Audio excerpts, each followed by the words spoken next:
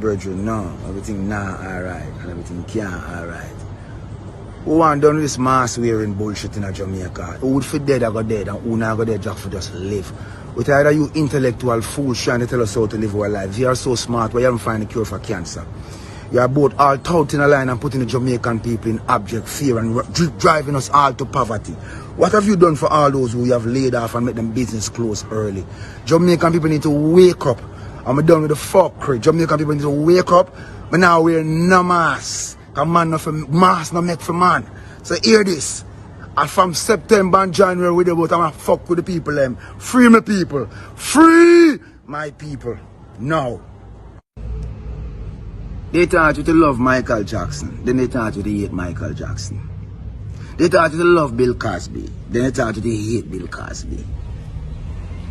Don't you see that they have been lying to us for all these times? So why should we believe them now? Why?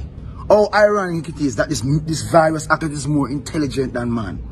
It's like it move and following certain individuals wherever they go. My people, you better wake up because you go and find out. First and foremost, Jamaicans, you don't sell no vote, you know. And from you selling a vote, you don't have no sense.